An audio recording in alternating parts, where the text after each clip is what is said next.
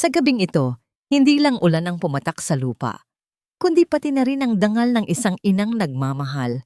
Binato ng pera, inalipusta, at pinalayas ng lalaking akala niya'y kanyang kakampi. Akala nila, durog na si Fina. Akala nila, ito na ang kanyang katapusan. Pero nagkakamali sila. Ang babaeng tumalikod sa kanila ngayong gabi ay hindi mamamatay sa lamig. Babangon siya mula sa putikan, mas matatag at mas maningning. At sa kanyang pagbabalik, ang mga taong tumawa sa kanyang pagbagsak ay sila ring luluhod at magmamakaawa para sa kanyang kapatawaran. Wala kang utang na loob, ahas ka! Boses ni Veronica ang unang bumasag sa katahimikan ng gabi. Mas matalim pa kaysa sa kidlat na gumuguhit sa kalangitan ng Batangas. Hindi ko pa man lubos na nauunawaan ang nangyayari. Naramdaman ko na ang pagdapo ng isang makapal na sobre sa aking mukha. Ang mga papel na pera ay nagkalat sa mamahaling carpet, tila mga dahon na nilagas ng bagyo. Hindi ako gumalaw, nanatili akong nakaluhod habang ang lamig ng aircon ay tumatagos hanggang sa aking buto. Tingnan mo ang babaeng yan, Kuya Isandro.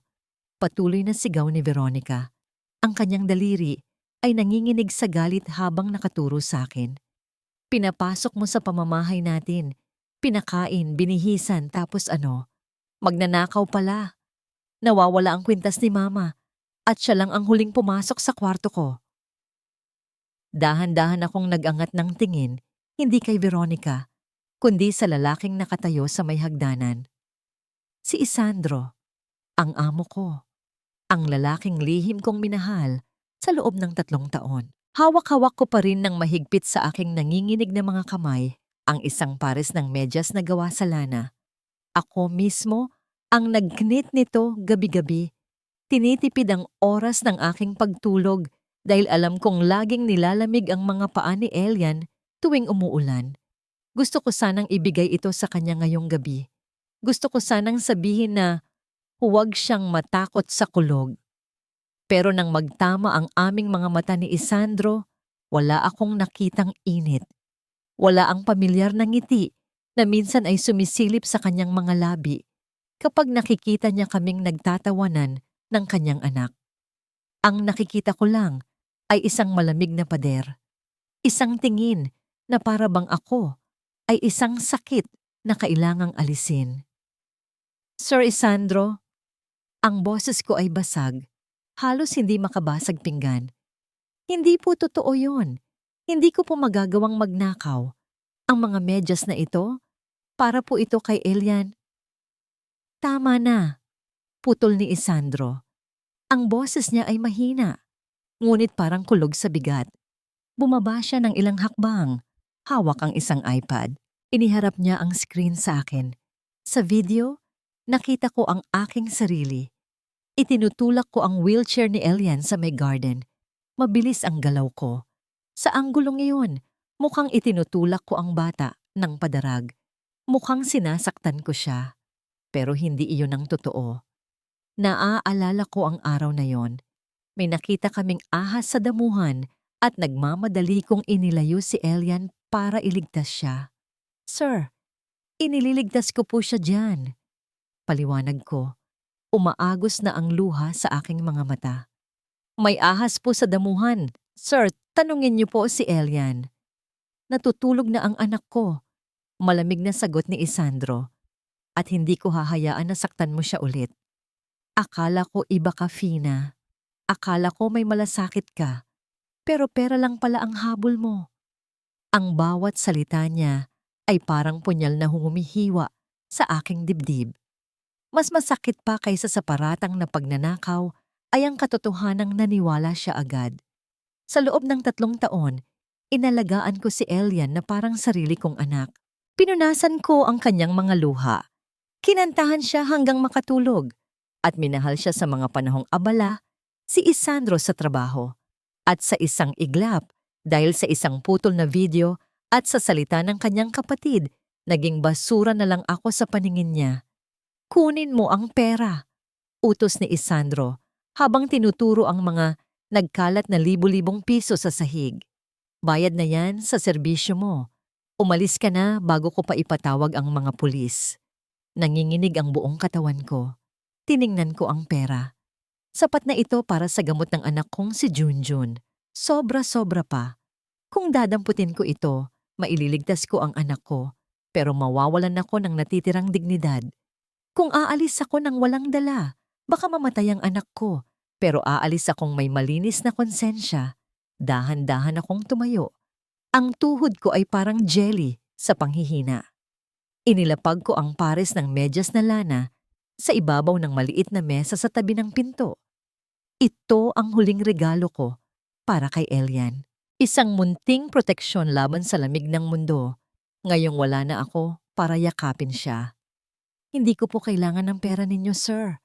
Bulong ko, habang diretso akong nakatingin sa mga mata ni Isandro. Gusto kong makita niya ang sakit sa mga mata ko. Gusto kong multuhin siya ng mga matang ito balang araw. Sana maalagaan niyo si Elian tulad ng pagmamahal ko sa kanya. Tinalikuran ko sila. Narinig ko pa ang pagsinghal ni Veronica. Ang arte, pulubi naman. Binuksan ko ang mabigat na pinto at sinalubong ako ng malakas na ulan. Ang lamig ng tubig ay agad na bumalot sa aking katawan. Humahalo sa mainit na luhang umaagos sa aking mga pisngi. Wala akong payong, wala akong jacket. Ang tanging dala ko lang ay ang aking bag na punit ang strap at ang aking durog na puso. Naglakad ako palayo sa mansyon. Bawat hakbang ay parang paghila sa kadena ng kalungkutan. Bakit ganito ang mundo? Bakit kung sino pa ang nagmamahal ng totoo, siya pa ang ginagawang masama? Biglang nag-vibrate ang cellphone sa bulsa ng aking basang palda. Kinuha ko ito. Ang screen ay basag at hirap ng basahin dahil sa ulan. Pangalan ng doktor ang nasa screen. Hello? Sagot ko. Ang boses ko ay halos lunurin ng hangin. Mrs. Llorente? Si Dr. Cruz ito. Ang boses sa kabilang linya ay seryoso at nagmamadali. Kailangan niyo na pong pumunta sa ospital ngayon din. Si Junjun, bumigay ang katawan niya. Kailangan na natin siyang operahan ngayong gabi o mawawala siya sa atin. Nanigas ako sa gitna ng kalsada. Ang mundo ko ay tila huminto sa pag-ikot. Wala akong pera. Ang tanging perang makakapagligtas sa kanya ay iniwan ko sa sahig ng mansyong yon, kapalit ng aking dignidad. Napaupo ako sa basang aspalto at humagulgol. Ang sigaw ko ay sumabay sa dagundong ng kulog. Paano ko ililigtas ang anak ko ngayon? Sa dinami-dami ng bagyo na sinuong ko para sa ibang tao, bakit ako pa ang naiwan sa ulan na walang masisilungan? 3 taon. 3 taon na ang lumipas mula noong gabing iyon ng bagyo. Ngunit para kay Isandro Vallejos, tila huminto ang oras sa sandaling isinara ni Fina ang pinto ng mansyon. Ang Vallejos Mansion ay nananatiling nakatayo nang matayog sa gitna ng Batangas, mas pinalawak, mas pinaganda, at puno ng mga mamahaling muebles mula sa Europa. Ngunit sa likod ng matatayog na pader at nagniningning na chandeliers, ang bahay na ito ay naging isang napakalaking libingan. Walang tawa, walang init, walang buhay. Sa loob ng master's bedroom, nakaupo si Isandro sa dulo ng kama. Hawak ang isang baso ng whiskey na kanina pa natunaw ang yelo. Ang kanyang mga mata, na dati ay matatalim at puno ng awtoridad, ngayon ay pagod na at pinalilibutan ng maiitim na bilog dahil sa insomnia. Ang katahimikan ng bahay ay binabasag lamang ng tunog ng pagkabasag ng porselana mula sa kabilang kwarto. Ang kwarto ni Elian. Hindi na siya nagulat. Dahan-dahan niyang ibinaba ang baso at naglakad patungo sa kwarto ng anak. Pagbukas niya ng pinto, sumalubong sa kanya ang magulo at madilim na silid. Si Elian, na ngayon ay 11 anyos na, ay nakaupo sa kanyang wheelchair sa gitna ng silid, humihingal sa galit. Sa sahig ay ang pira-pirasong labi ng isang mamahaling vase at ang pagkain na hindi nito ginalaw. Elian, tawag ni Isandro. Ang boses niya ay puno ng pagod na pagsusumamo. Anak, please, kumain ka na. Panglimang yaya na ang nag-resign ngayong buwan dahil sa pagwawala mo. Hindi sumagot si Elian. Ang bata ay nakatalikod, nakatingin sa kawalan. Ang dating batang may kislap sa mata noong inaalagaan pa ni Fina ay napalitan ng isang binatilyong puno ng puot at lungkot. Gusto mo bang bilhan kita ng bagong video game? O gusto mong pumunta tayo sa Disneyland? Pang-alo ni Isandro. Sinusubukang gamitin ang tanging lengguwaheng alam niya, ang pera. Dahan-dahang lumingon si Elian. Ang tingin nito ay tumagos sa kaluluwa ni Isandro. I want Nanay Fina, ang sabi ng bata sa isang boses na tuyot at walang emosyon. I want her stories. Ang pangalang yon ay parang kuryenteng dumaloy sa gulugod ni Isandro. Fina. Ang pangalang ipinagbawal na niyang banggitin sa bahay na ito mula noong araw na umalis si Veronica. Matapos nilang mag-away dahil sa pera. Wala na siya, Elian. Matigas na sagot ni Isandro, bagamat may kirot sa kanyang dibdib. At hindi na siya babalik. Masasamang tao sila. Niloloko lang nila tayo. Muling nagwala si Elian, hinagis ang unan sa direksyon ng ama. Liar!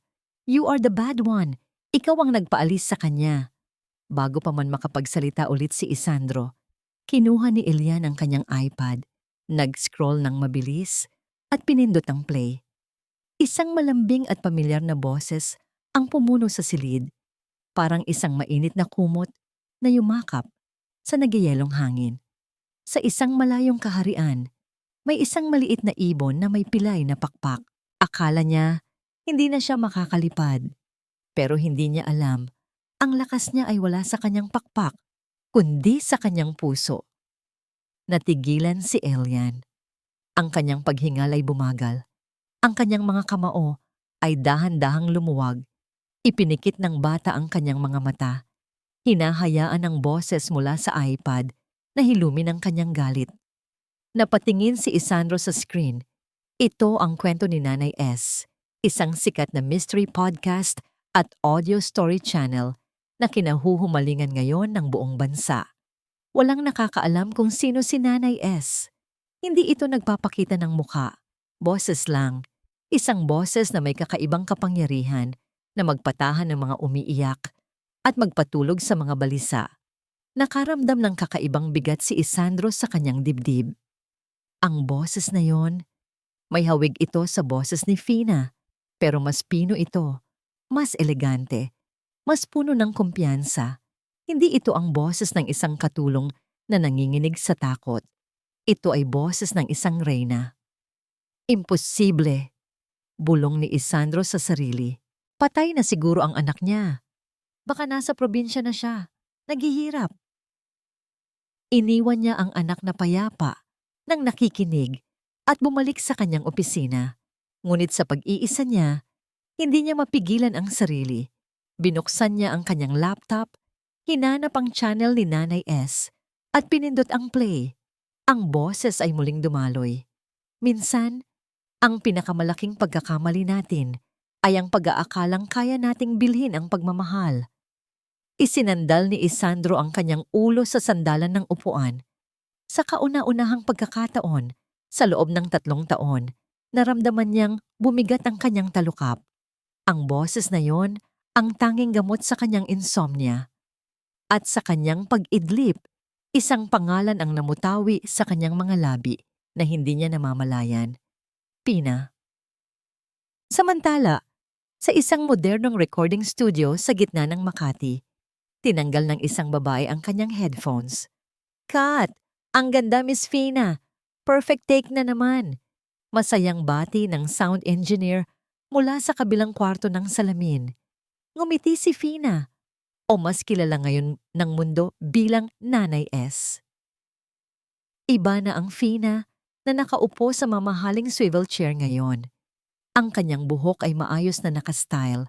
Ang kanyang suot ay isang eleganteng silk blouse.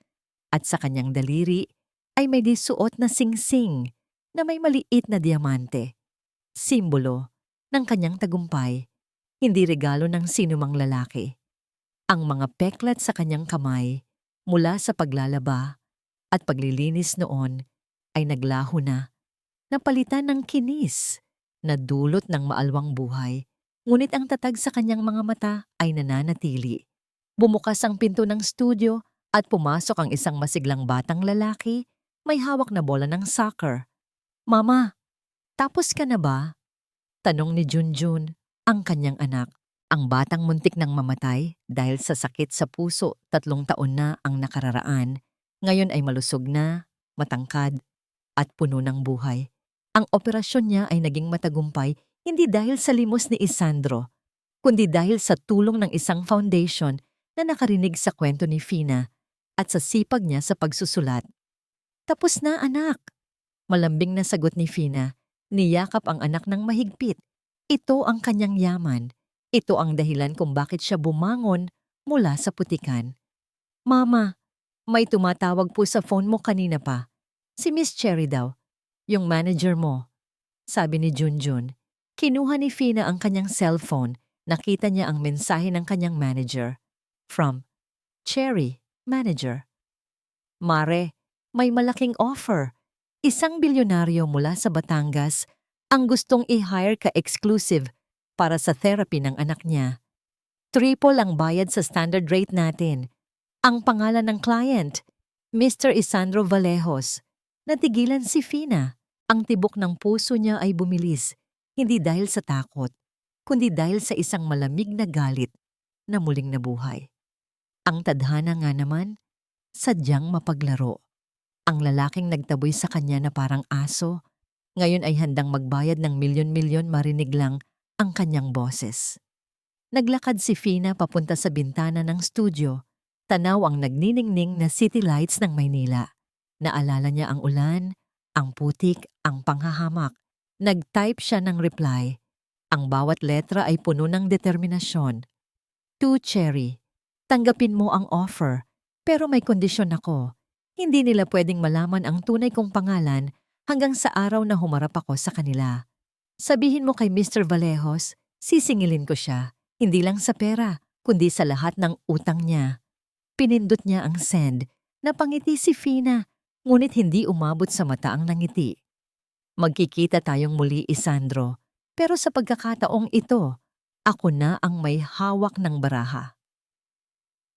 Bumalik ako sa Batangas, hindi lulan ng isang pampasaherong bus na siksikan, kundi sakay ng sarili kong sasakyan, isang makintab na itim na sedan na amoy bagong leather ang loob.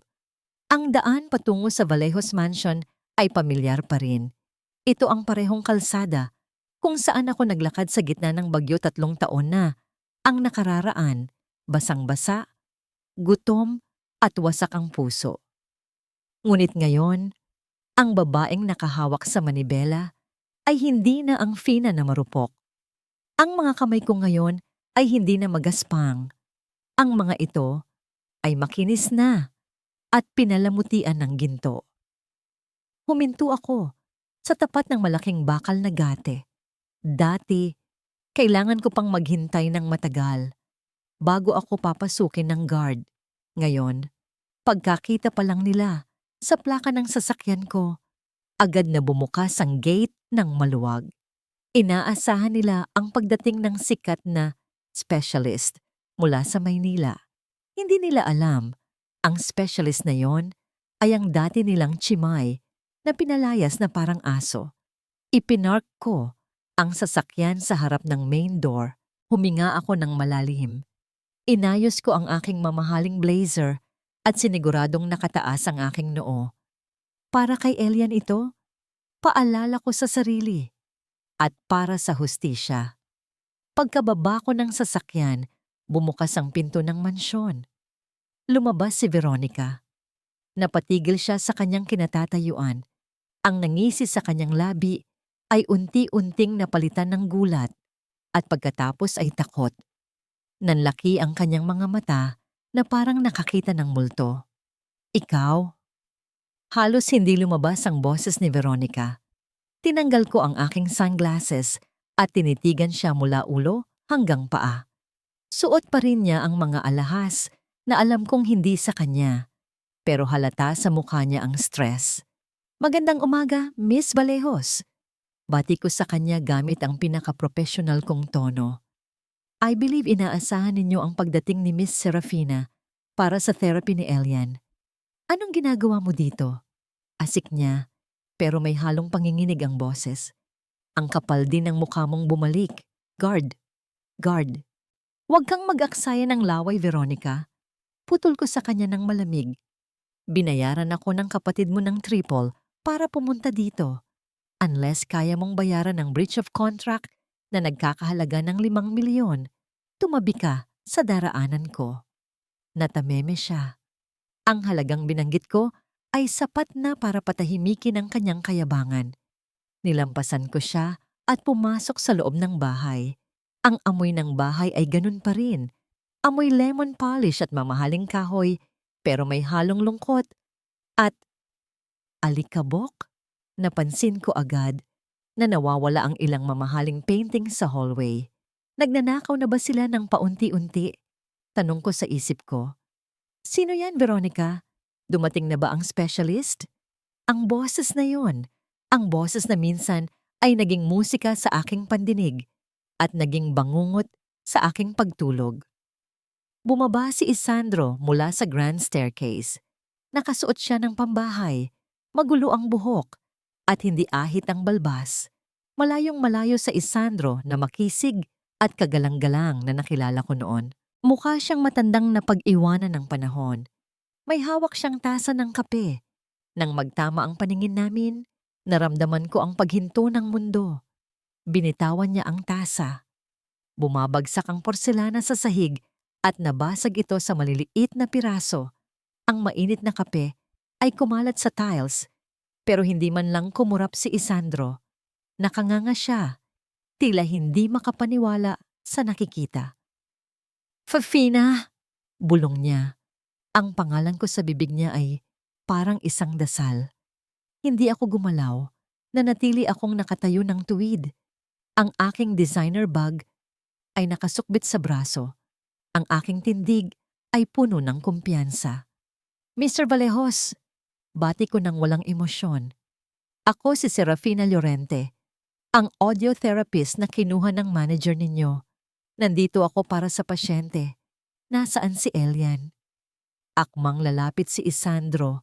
Ang kanyang mga mata ay nangingilid ang luha. Ikaw si Nanay S. Pinadyos ko, buhay ka. Nasaan ang pasyente? Ulit ko, mas matigas ngayon. Hindi ko hahayaang makita niya na nanginginig ang mga tuhod ko. Sa kwarto niya, sagot niya, parang hipnotisado. Mabilis akong umakyat sa hagdan, iniiwasan ang tingin niya. Bawat hakbang ay mabigat, dahil ang bawat sulok ng bahay na ito ay may alaala. Dito ko siya pinagtimpla ng kape. Dito niya akong nginitian. Dito niya ako pinalayas. Pagbukas ko ng pinto ng kwarto ni Elian, sumalubong sa akin ang dilim.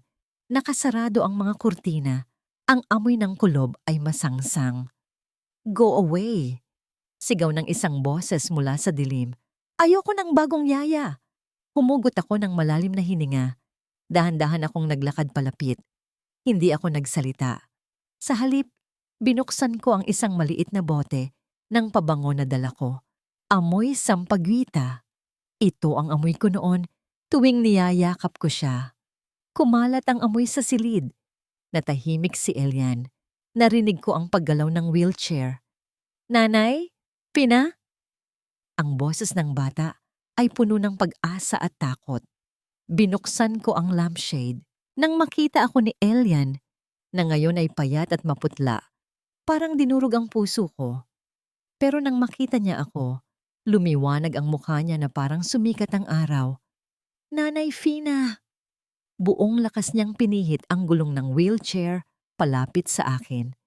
Lumuhod ako para salubungin siya at niyakap niya ako ng mahigpit. Sobrang higpit na parang takot siyang mawala ako ulit. Umiyak siya sa balikat ko. Ang mga luha niya ay bumasa sa aking mamahaling blazer, pero wala akong pakialam. I knew it! Sabi ko kay Papa ikaw yun.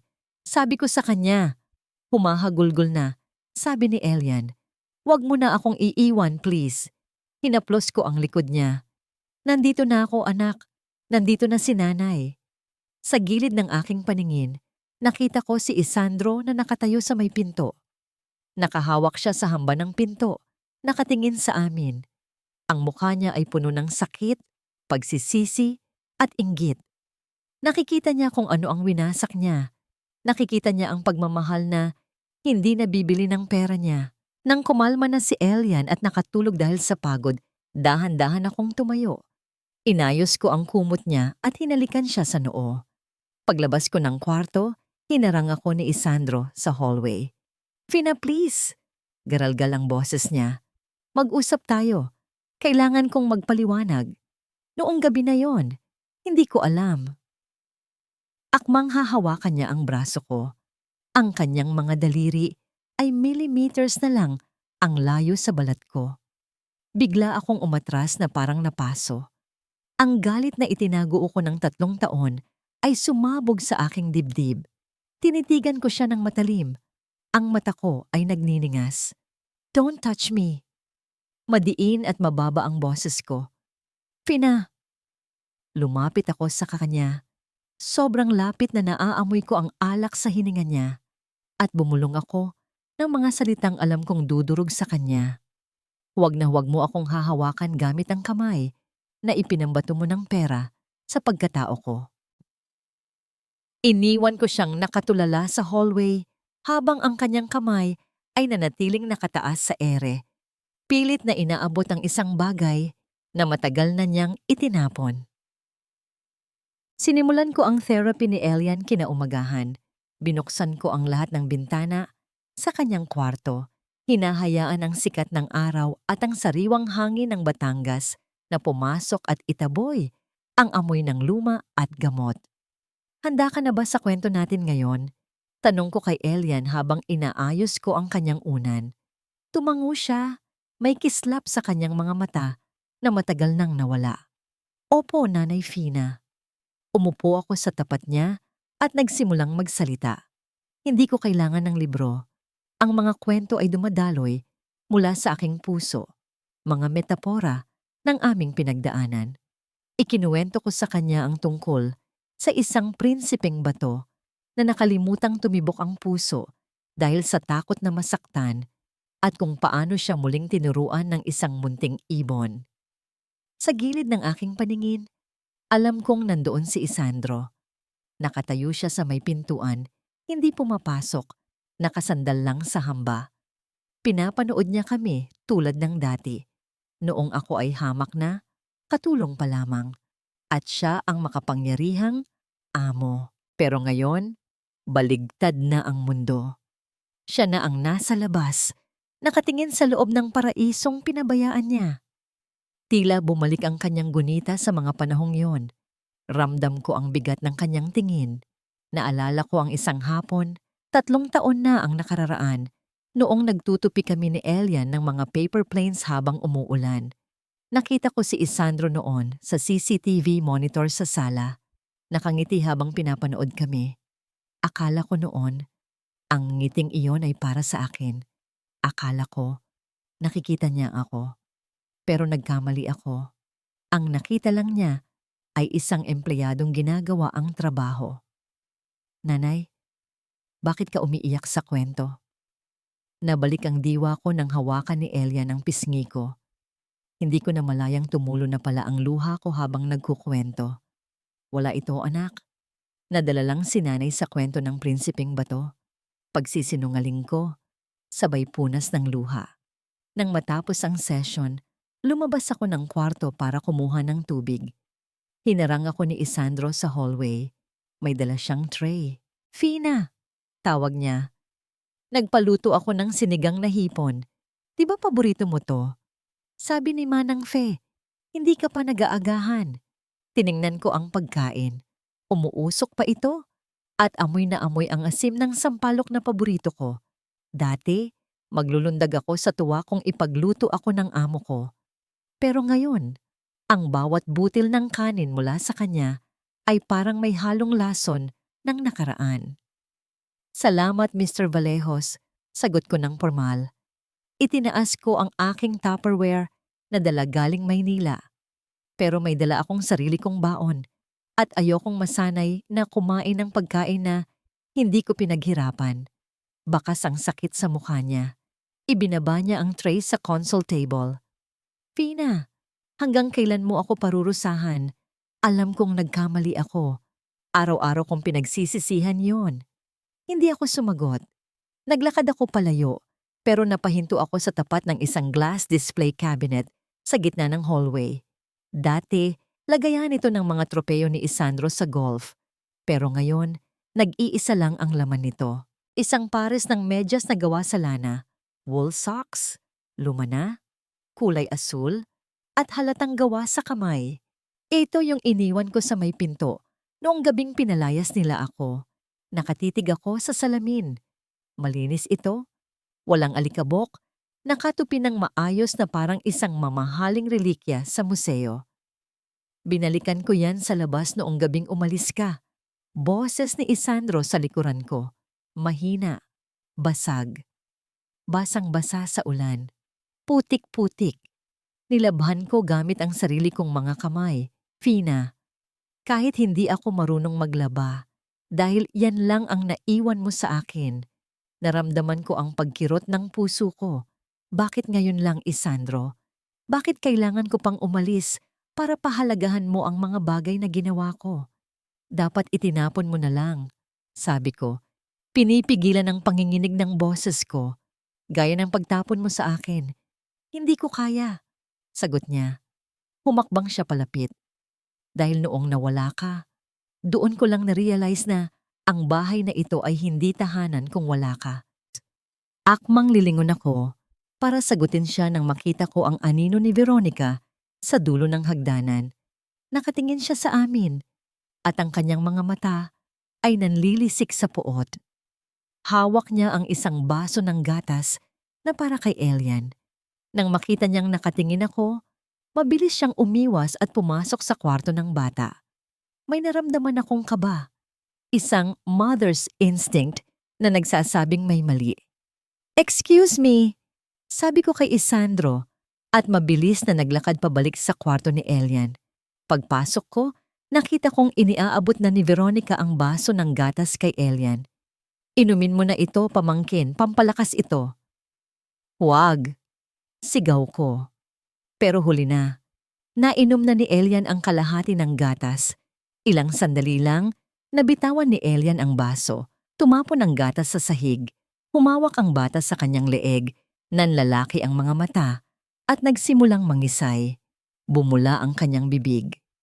"Elian!" Sigaw ni Isandro, nakakarating lang sa pinto. Tumakbo ako palapit sa bata. Ang katawan niya ay naninigas. Nanginginig ang mga kamay ko, pero kailangan kong maging matapang.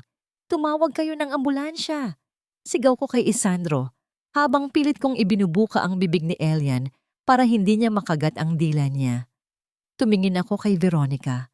Nakatayo siya sa gilid, umaarte na parang gulat na gulat. Pero nakita ko ang bahagyang nangiti sa sulok ng kanyang labi bago siya nagtakip ng bibig. "Anong ginawa mo?" Singal ko sa kanya. Ang boses ko ay puno ng akusasyon. "Anong hinalo mo sa gatas?" Wala. Wala akong ginawa." Depensa ni Veronica. Sabay yakap kay Isandro. "Kuya, tingnan mo siya. Sinisisi na naman ako. Baka yung pagkain niya ang may lason." Habang nagkakagulo, habang hawak ko ang nangingisay na katawan ni Elian, isa lang ang tumatakbo sa isip ko. Hindi ko hahayaang may mamatay ulit sa mga bisig ko. Pero habang unti-unting pumipikit ang mga mata ni Elian, naramdaman ko ang takot na masigit pa sa takot ko nung gabing pinalayas ako. Ito ang takot ng isang ina na mawalan ng anak. Ang amoy ng ospital ay laging pareho. Pinaghalong amoy ng matapang na disinfectant, gamot at takot. Nakaupo ako sa matigas na bangko sa labas ng emergency room. Ang mga kamay ko ay magkasalikop at nanginginig pa rin.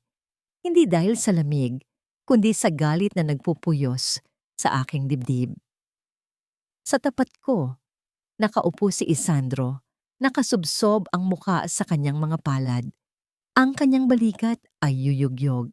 Sa gilid niya, nakatayo si Veronica. Umaarte na parang nag-aalala-alalang tiyahin, pero ang kanyang mga mata ay panay ang tingin sa pinto ng ER. Tila binabantayan kung lalabas ba ng buhay o patay ang pamangkin niya. Sabi ko naman sa'yo, kuya. Basag ni Veronica sa katahimikan. Ang boses niya ay matinis at puno ng lason. Yung Tupperware na dala ng babaeng yan ang dahilan. May dalang pagkain mula sa labas. Malay ba natin kung panis na yon o may bakterya? Bakit mo kasi hinayaan na pakainin niya si Elian? Nag-angat ng tingin si Isandro. Ang mga mata ay pula at puno ng kalituhan. Veronica, gatas ang ininom niya. Gatas na ikaw ang nagdala. Pero hinawakan ni Fina yon bago ininom ni Elian. Mabilis na depensa ni Veronica. Dinuro niya ako. Ikaw, anong nilagay mo sa gatas? Gusto mong patayin ang pamangkin ko para makuha mo ang mana niya? No? Gusto mong maghiganti dahil pinalayas ka namin? Tumayo ako. Hindi ako nagmadali. Ang bawat galaw ko ay kalkulado. Ang tunog ng heels ng aking sapatos ay umeko sa tahimik na hallway habang lumalapit ako sa kanya. Ano? Sasaktan mo ako? Hamon ni Veronica. Bagamat nakita ko ang bahagyang pag-atras ng kanyang paa. Guard, hulihin niyo ang babaeng. Isang malakas na sampal ang dumapo sa pisngi ni Veronica. Ang tunog ng aking palad sa kanyang muka ay mas malakas pa sa anumang salita. Napalingon ang ulo niya sa lakas ng impact. Tumigil ang mundo ni Isandro. Tumigil ang paghinga ng mga nurses sa station. Hinawakan ni Veronica ang kanyang pisngi, nanlalaki ang mga mata sa gulat. Sinampal mo ako. Isa akong ina. Putol ko sa kanya. Ang boses ko ay mababa, pero nanginginig sa tindi ng emosyon. Huwag na huwag mong gagamitin ang anak ko sa mga laro mo, Veronica. Kilala kita. Alam ko ang amoy ng kasinungalingan mo. Humarap ako kay Isandro na ngayon ay nakatayo na rin. Gulat na gulat sa ginawa ko. Dati, yumuyuko ako kapag sinisigawan ako ng kapatid niya. Dati, tumatahimik ako. Pero patay na ang Fina na yon. Isandro, tawag ko sa kanya gamit ang kanyang pangalan. Wala nang sir, wala nang paggalang. 3 taon na ang nakararaan. Naniwala ka sa kanya at muntik nang mamatay ang anak ko dahil wala akong pampagamot. Ngayon, mauulit na naman ba? Pipiliin mo ba ulit ang kapatid mong puno ng inggit o ang buhay ng anak mo? Fina, hindi ko alam kung sino ang paniniwalaan. Sagot ni Isandro, parang batang nawawala. E di gamitin mo ang utak mo. Sigaw ko. At sa unang pagkakataon ay nakita ko siyang natakot sa akin. Mag-imbestiga ka. Tingnan mo ang mga CCTV. Ipatest mo ang baso ng gatas. Huwag kang maging duwag habang buhay. Bago pa makasagot si Isandro, bumukas ang pinto ng ER. Lumabas ang doktor. Seryoso ang muka. Dok, kamusta ang anak ko? Agad na tanong ni Isandro. Iniwan si Veronica na nakatulala pa rin sa sampal ko. Stable na siya ngayon, Mr. Vallejos, sagot ng doktor. Pero hindi gumaan ang ekspresyon nito. Pero kailangan nating mag-usap. The toxicology report just came in. Pumasok kami sa private room ni Elian. Mahimbing na natutulog ang bata. Nakakabit sa dextrose at oxygen.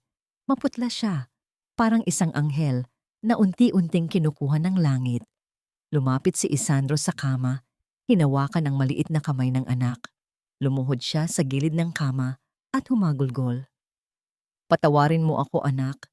Patawarin mo si Papa. Sa sandaling iyon, nawala ang galit ko kay Isandro.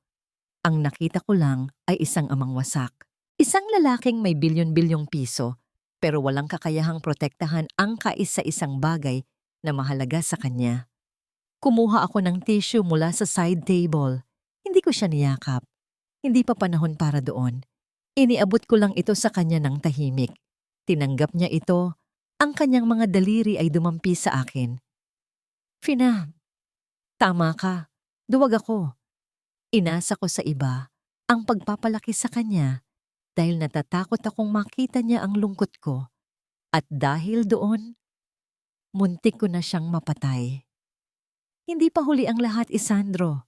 Malambot na ang boses ko. Pero kailangan mong gumising. Ngayon na. Tumingin sa amin ang doktor. Hawak ang clipboard. Mr. Vallejos, Miss Llorente, panimula ng doktor. Hindi ito simpleng food poisoning. May nakita kaming mataas na dosage ng arsenic sa dugo ng bata. Arsenic? Ulit ni Isandro, kumunot ang noo. Lason yun sa daga, di ba?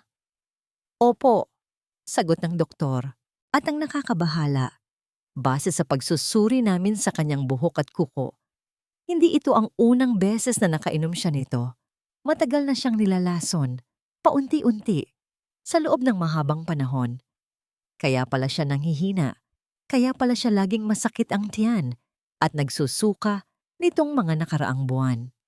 Nanigas si Isandro. Ang mukha niya ay namutla. Pagkatapos ay namula sa matinding galit. Ang mga puzzle pieces ay unti-unting nabuo sa kanyang isipan.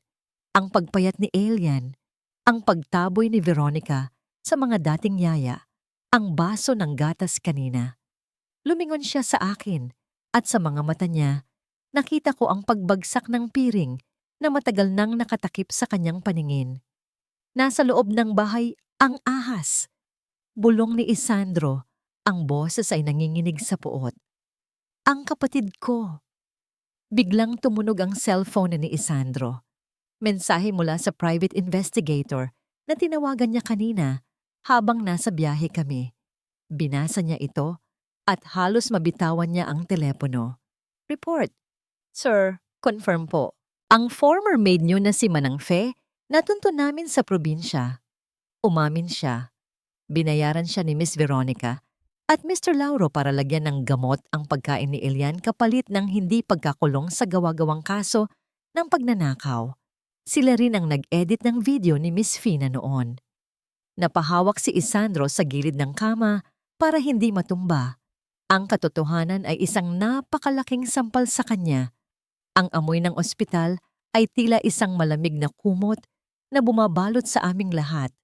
Pinaghalong amoy ng matapang na disinfectant, gamot, at ang pamilyar na aroma ng takot. Nakaupo ako sa matigas na bangko sa labas ng emergency room. Ang mga kamay ko ay magkasalikop at nanginginig pa rin. Hindi dahil sa lamig ng aircon, kundi sa galit na nagpupuyos sa aking dibdib na parang kumukulong tubig. Sa tapat ko, nakaupo si Isandro, nakasubsob ang kanyang mukha sa kanyang mga palad at ang kanyang balikat ay yuyuyugyog sa tahimik na pag-iyak. Sa gilid niya, nakatayo si Veronica. Umaarte siya na parang isang nag-aalalang tiyahin, nagpapalakad-lakad, pero ang kanyang mga mata ay panay, ang tingin sa pinto ng ER. Tila binabantayan kung lalabas ba ng buhay o patay ang pamangkin niya upang malaman kung tagumpay ang kanyang plano. Sabi ko naman sa'yo, kuya, basag ni Veronica sa mabigat na katahimikan. Ang boses niya ay matinis at puno ng lason. Yung Tupperware na dala ng babaeng yan ang dahilan. May dalang pagkain mula sa labas. Malay ba natin kung panis na yon o may bakterya? Bakit mo kasi hinayaan na pakainin niya si Elian? Nag-angat ng tingin si Isandro. Ang kanyang mga mata ay pula at puno ng kalituhan, parang isang taong nawawala sa gitna ng bagyo. Veronica, gatas ang ininom niya. Gatas na ikaw ang nagdala. Pero hinawakan ni Fina yon bago ininom ni Elian. Mabilis na depensa ni Veronica. Lumapit siya sa akin at dinuro ang aking mukha. Ikaw, anong nilagay mo sa gatas? Gusto mong patayin ang pamangkin ko para makuha mo ang mana niya, hindi ba? Gusto mong maghiganti dahil pinalayas ka namin noon. Sa bawat salitang binibitawan niya, naramdaman ko ang pagkapitid ng huling hibla ng aking pasensya. Tumayo ako. Hindi ako nagmadali. Ang bawat galaw ko ay kalkulado at puno ng dignidad. Ang tunog ng heels ng aking sapatos ay umeko sa tahimik na hallway habang lumalapit ako sa kanya. Bawat hakbang ay may bigat ng isang inang handang pumatay para sa kanyang anak. Ano? Sasaktan mo ako? Hamon ni Veronica. Bagamat nakita ko ang bahagyang pag-atras ng kanyang paa nang makita niya ang dilim sa aking mga mata. Guard, hulihin niyo ang babaeng. Isang malakas na sampal ang dumapo sa pisngi ni Veronica. Ang tunog ng aking palad sa kanyang mukha ay mas malakas pa sa anumang salita. Umaalingaw-ngaw sa buong pasilyo. Napalingon ang ulo niya sa lakas ng impact. Tumigil ang mundo ni Isandro.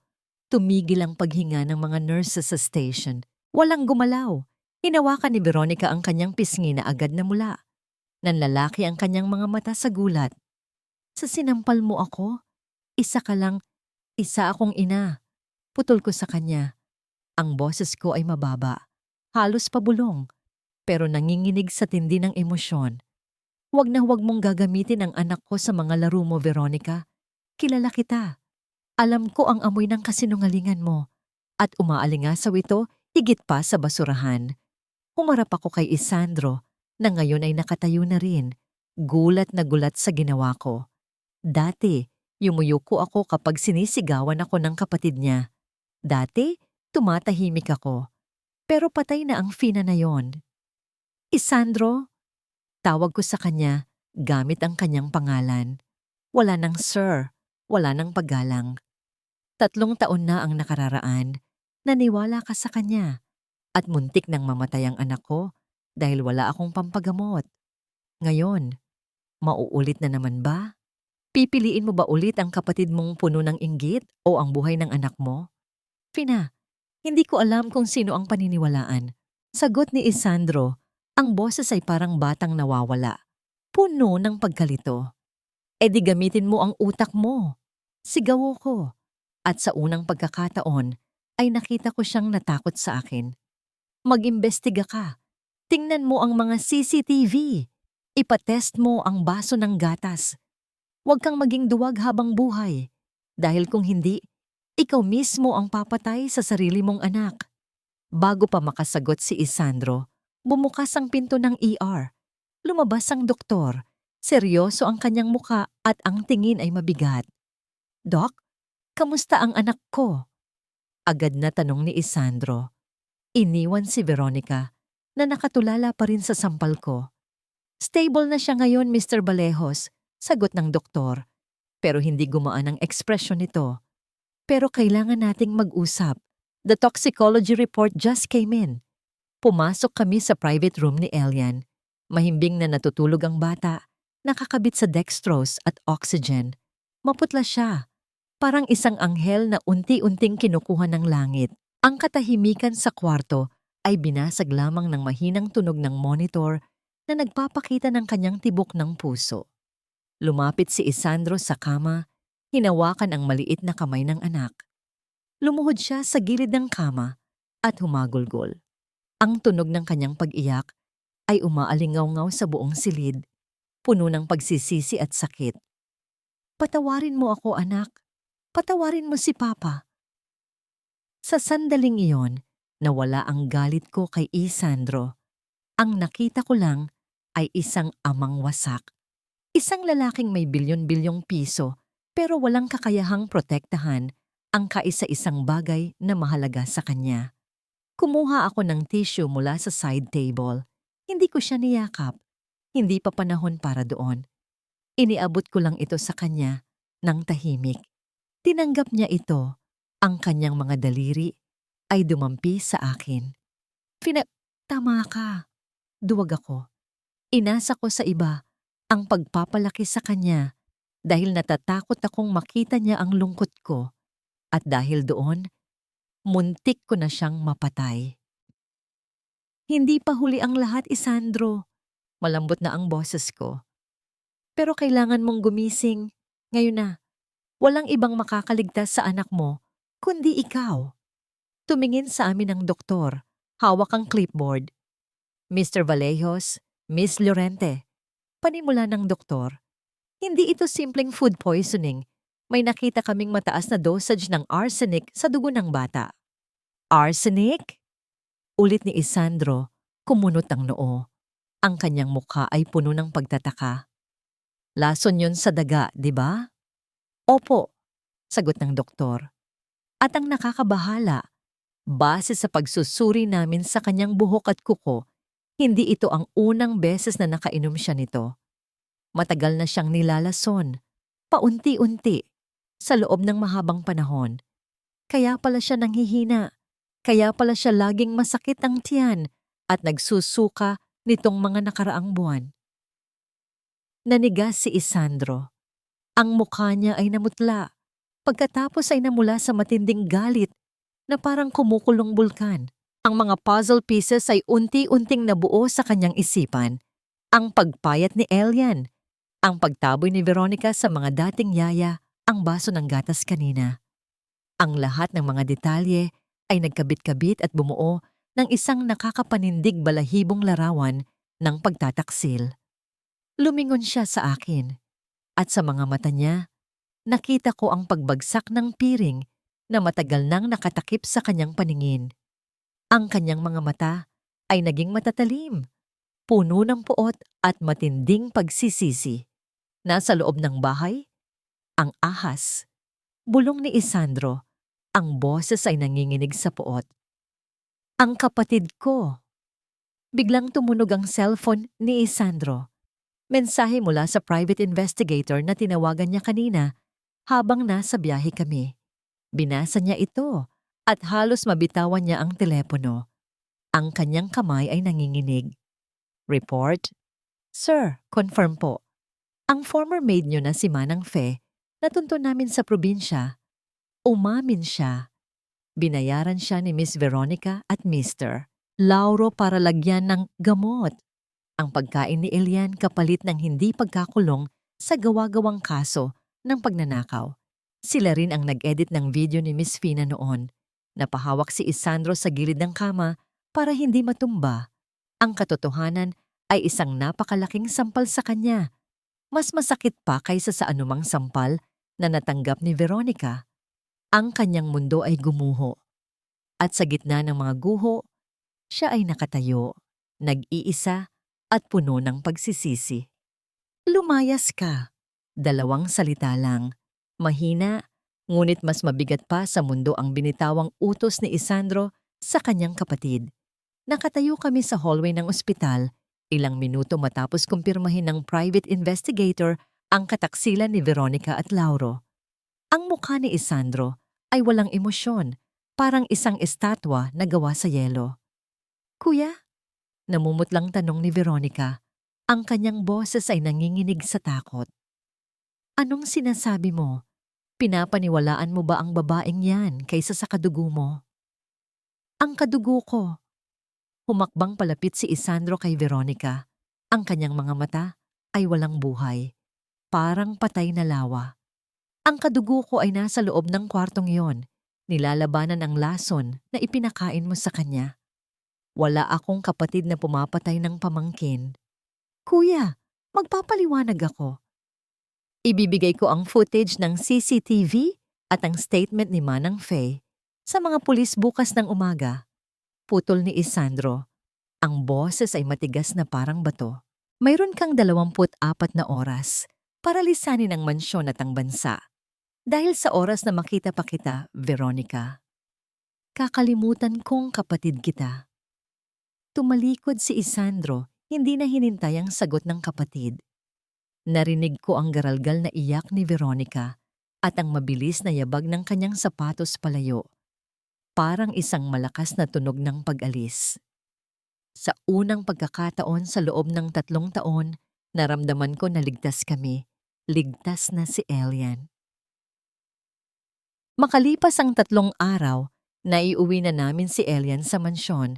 Mahina pa siya, pero ligtas na sa direktang panganib. Ang mansyon ay naging tahimik, pero iba na ang uri ng katahimikan ngayon. Hindi na ito ang nakakabinging katahimikan ng kalungkutan na dati bumabalot sa bawat sulok. Ito ay katahimikan ng paghilom, isang espasyo para sa paghinga at pagbangon. Nasa kusina ako, naghahanda ng lugaw para kay Elian. Pinipili ko ang pinakapinong bigas at niluluto ito ng dahan-dahan upang maging malambot para sa bata.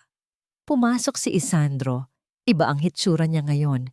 Wala siyang suot na mamahaling coat at tie. Naka-t-shirt lang siya at shorts at may bahid ng mantika sa kanyang pisngi.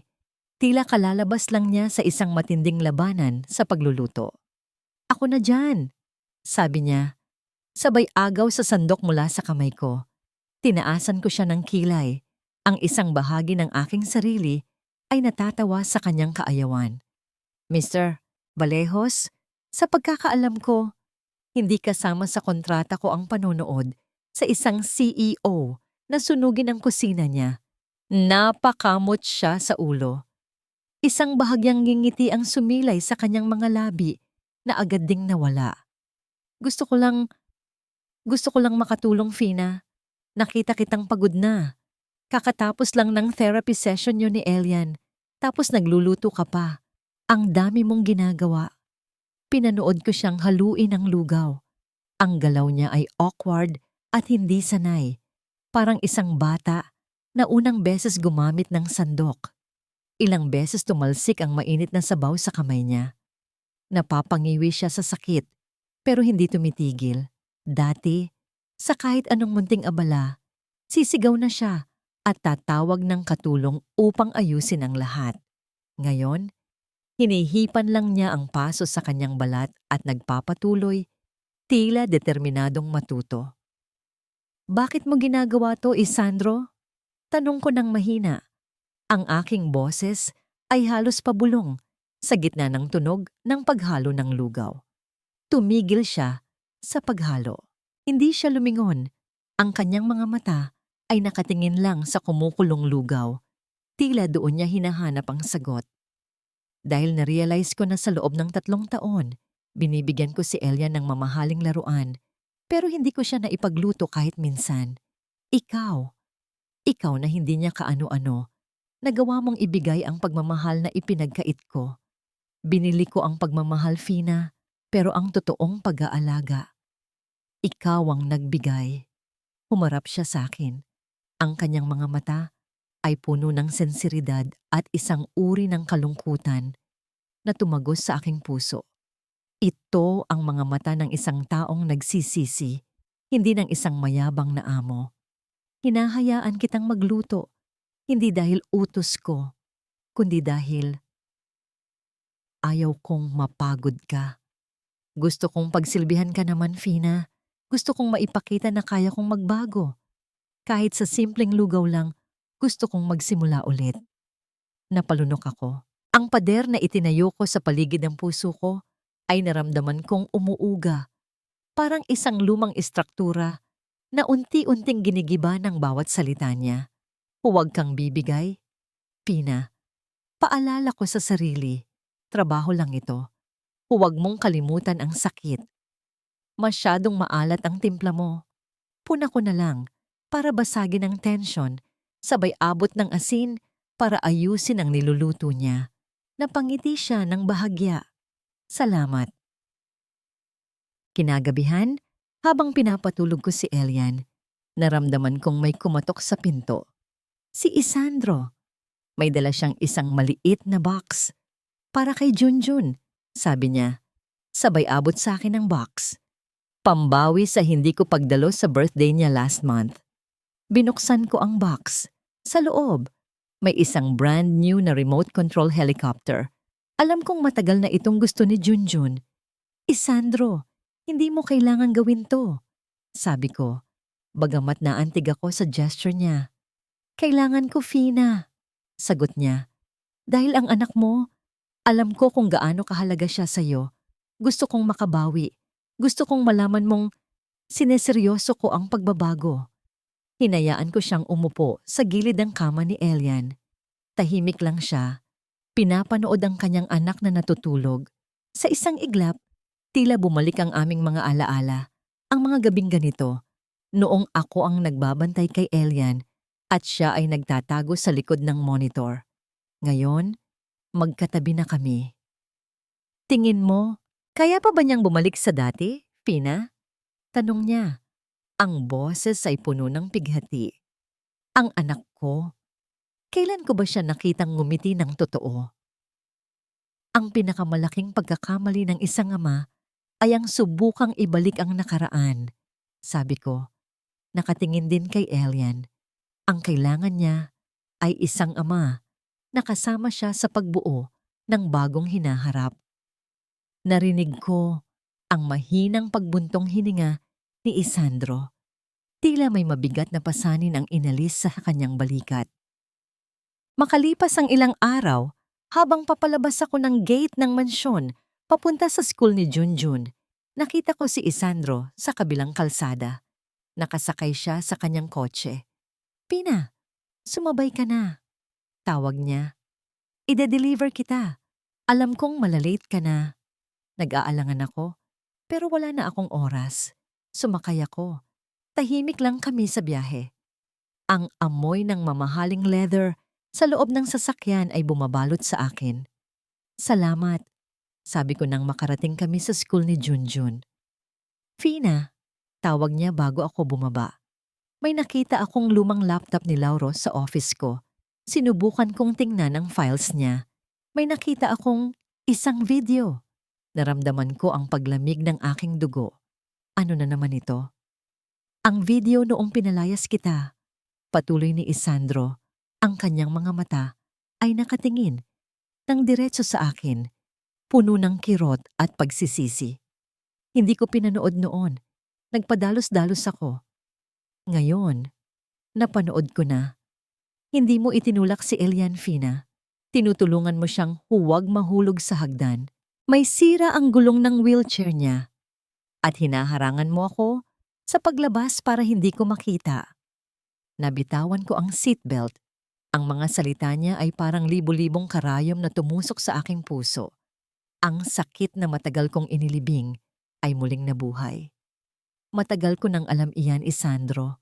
Ang sagot ko, ang boses ko ay halos hindi lumabas. At huli na ang lahat para sa paliwanag.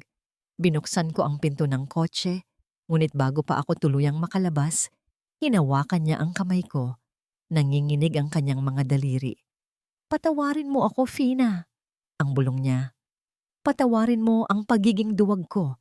Alam kong hindi ko na maibabalik ang lahat. Pero gusto kong magbayad puri.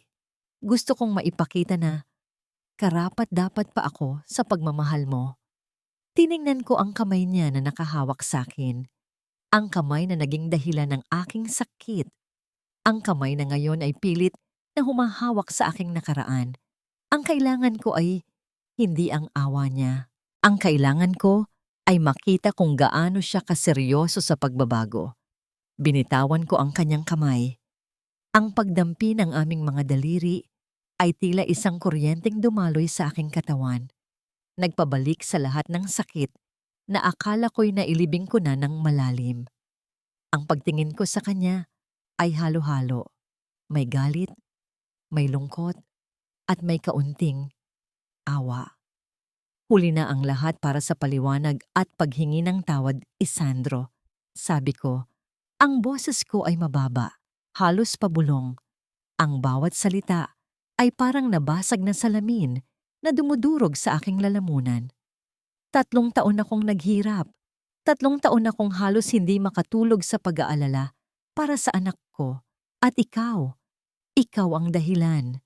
Ang pagiging duwag mo ang dahilan. Binuksan ko ang pinto ng kotse at lumabas. Iniwan siyang nakaupo doon. Tulala. Mabilis akong naglakad patungo sa school ni Junjun. Ang hangin ay tila nagiging mabigat sa bawat hakbang ko. At ang sikat ng araw ay tila nangungulimlim. Kinagabihan, habang nilalaro ko si Junjun at Elian sa sala ng mansyon. Oo, pinayagan ko nang makipaglaro si Junjun kay Elian dahil alam kong kailangan ng dalawang bata ang isa't isa. Biglang bumuhos ang malakas na ulan. Ang tunog ng pagbuhos ng tubig sa bubong ay umaling-awngaw sa buong bahay. Naramdaman ko ang paglamig ng hangin. Naku, ang lamig! Sabi ni Junjun, "Nanay, wala bang mainit na kape? Napakunot ang noo ko. Nagugutom ako, oo. Pero may naramdaman akong kakaibang kaba. Ang amoy ng kape ay tila may dalang panibagong alaala. Maya-maya, narinig ko ang mahinang katok sa pinto. Binuksan ko ito. Nakatayo si Isandro sa labas, basang-basa ng ulan. Ang kanyang buhok ay nakadikit sa kanyang noo. Ang kanyang damit ay tila piniga. Wala siyang payong. Wala siyang jacket. Ang hitsura niya ay parang isang naliligaw na kaluluwa. "Isandro," bulong ko. Ang aking puso ay bumilis sa pagtibok. "Anong ginagawa mo dito? Basang-basa ka na. Magkakasakit ka." Hindi siya sumagot. Dahan-dahan siyang lumuhod. Sa mismong lugar kung saan ako lumuhod 3 taon na ang nakararaan. Sa gitna ng putik na nilikha ng ulan, sa harap ng pintong ito, lumuhod si Isandro. Ang kanyang mga mata ay puno ng luha, umaagos, kasama ng tubig ulan sa kanyang mukha. "Fina." Ang boses niya ay basag, halos hindi marinig sa lakas ng ulan. "Patawarin mo ako. Alam kong wala akong karapatan. Alam kong huli na, pero hindi ko na kayang mabuhay na may ganitong bigat sa aking puso." Ang sakit na matagal kong inilihim, ang galit na akala ko'y naglaho na, ay muling bumalik. Pero sa pagkakataong ito, hindi ito galit na gustong maghiganti. Ito ay galit na puno ng lungkot. "Isandro, ang paghingi ng tawad ay hindi sapat para burahin ang lahat ng pinagdaanan ko," sabi ko. Ang aking mga kamay ay nanginginig. "Ang pagpapatawad ay hindi parang transaksyon na binibili ng pera mo." "Hindi ko naman binibili, Fina," sagot niya habang nakatingala sa akin. Ang kanyang mga mata ay nanunumbat sa sakit na dulot ko sa kanya. "Hindi ko hinihingi ang pagbabalik mo. Hinihingi ko lang na patawarin mo ako para mabuhay ako. Para mabuhay ako para kay Elian at para magkaroon ako ng kapayapaan sa aking sarili." Napapikit ako. Narinig ko ang paghagulgol niya. Ito ang unang pagkakataon na nakita ko siyang ganito. Ang mayabang na si Sandro Vallejos, ang makapangyarihang CEO, ay lumuluhod sa putik, umiiyak na parang isang bata. Ang ulan ay patuloy na bumubuhos. Naramdaman ko ang lamig ng hangin. Kumuha ako ng payong mula sa may pintuan at dahan-dahang binuksan ito sa ibabaw niya. Ang payong ay hindi para sa kanya, kundi para sa kanyang dignity na ngayoy nakaluhod sa harapan ko. Ang pagpapatawad ay isang mahabang proseso, Isandro. Sabi ko, ang aking boses ay puno ng pighati. Hindi ito nangyayari sa isang iglap. Hindi mo ito mapipilit. Kailangan mong paghirapan. "Hihirapan ko, Fina," sagot niya.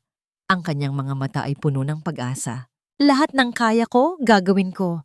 Lahat ng kailangan mong makita, ipapakita ko." Hindi ko na kaya. Naramdaman ko ang pagtulo ng luha sa aking mga mata. Humahalo sa patak ng ulan sa aking pisngi. Ang sakit ay naglaho. Ang natira ay lungkot. Dahan-dahan kong iniabot ang aking kamay sa kanya. Hindi para itayo siya, kundi para maramdaman niya na may tao pa ring handang tumingin sa kanya nang hindi naghuhusga. Hinawakan niya ang kamay ko. Ang kanyang mga daliri ay malamig at nanginginig, pero ang kanyang kapit ay mahigpit, puno ng pag-asa at pagsisisi.